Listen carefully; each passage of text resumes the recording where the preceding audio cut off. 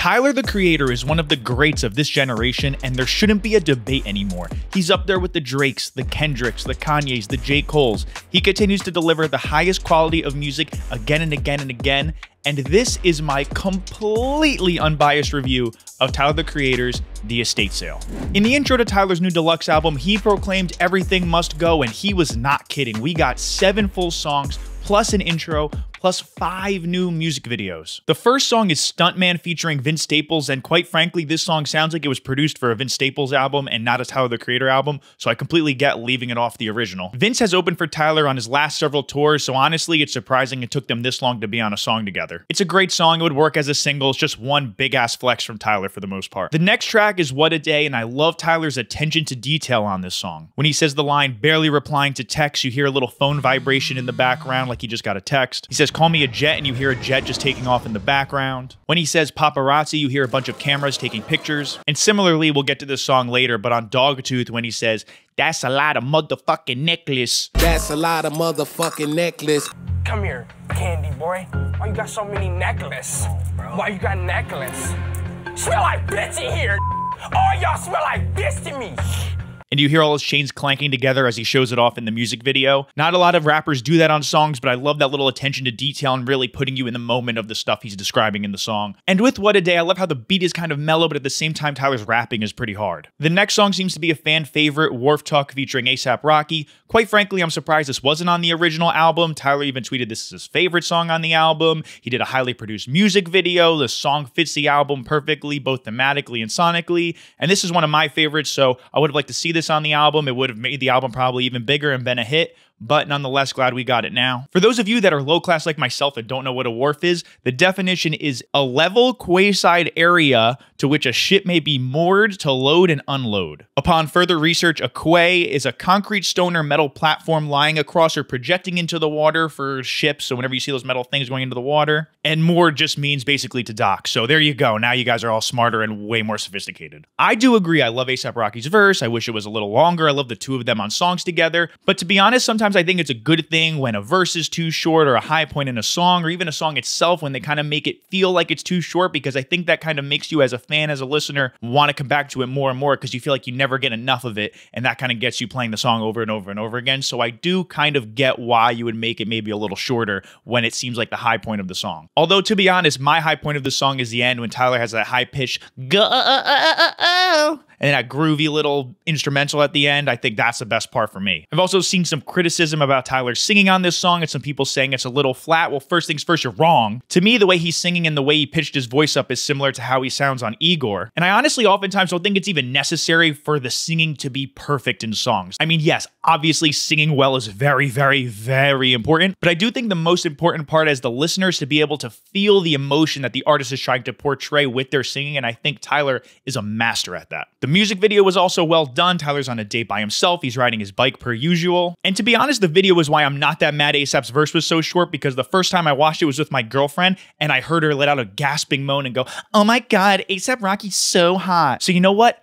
I'm glad his verse was short. The next track was the lead single, Dogtooth, and somebody needs to bonk Tyler and set off the horny alarms because somebody is a little bit too horny. I like this song a lot. Tyler's rapping is really smooth. I thought the music video was cool, albeit pretty simple and doesn't really have to do too much with the context of the song, but overall, the song is great. It was a good song choice as lead single, and everyone else seems to love it. And I just want him to release those LaFleur trucker hats he's always wearing. Those hats are sick, and he won't put them out, and just drop them, Tyler. I want them. Next is Heaven to Me, which samples John Legend's Heaven, which was produced by Kanye West. The message and metaphor of heaven on this song to me is similar to Tyler's metaphor of November on Flower Boy. On this track, he's discussing what's heaven to him, what would be heaven to him as an adult with a family, what was heaven to him as a kid, and in November, it was used as a metaphor for those nostalgic times in his life that he looks back on. I love how Tyler has proclaimed on multiple occasions that he doesn't want kids, he doesn't have interest in having kids, yet on the second verse, he's able to articulate what would be heaven for a father with children. His ability to step into a character is obviously well documented in every single album in his discography, and I think it's on display in this second verse here too. And I love how he did a simple one-take music video, didn't do something overly produced. I think the video matches the energy of the song. He's speaking on the happiest times in his life, now, in the past, in the future. Often those things things are very simple, so you don't need some complex video. It's just something simple that shows the joy that he's feeling in the stuff that he's talking about. My one gripe, though, is when he talks about having the Mr. Krabs watch as a kid, and then in the video they show a SpongeBob watch. That's not Mr. Krabs. Next is Boyfriend Girlfriend featuring YG. I love this song, though I will say this is probably my least favorite of the 7 full songs he put out. You can actually hear this song being played at the beginning of the Corso music video pretty softly, so if you go back and watch that, you'll be able to hear it. Tyler tweeted that he couldn't get the bridge right on the song, so that's the reason why he didn't put it on the full album, and that's why he probably has it listed as a demo, because he feels like it's not how he wants it to sound. Lyrically, it fits the theme of the album, though sonically it would be a little out of place, but I appreciate him having YG as the feature here on a song that sounds like it's made more for YG and him trying to dive into that sound. And finally, we have Sorry Not Sorry. This is my favorite song on the Estate Sale. His level of rapping here is on par with Kendrick Lamar, the way he's able to constantly change delivery and his tone and go in and out of what he's sorry for and what he's not sorry for. The music video here has the most to unpack by far of all the videos Tyler's just put out. The video features all of Tyler's alter egos from each of his past albums, and then a shirtless Tyler one by one slowly kills them all off, finishing it off with Tyler Baudelaire at the end. And if you pay attention, he's very particular on which alter ego raps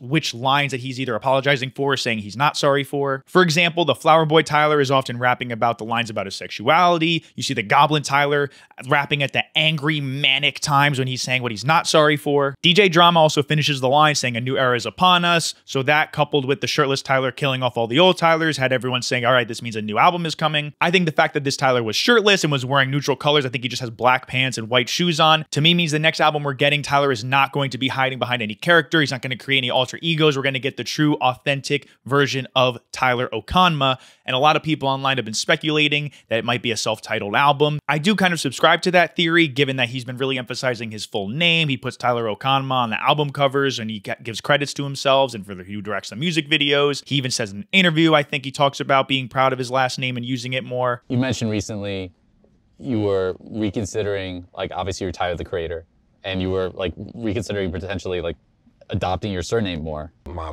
full name, Tyler Okonma, in all caps just looks really cool. So you might see more of that.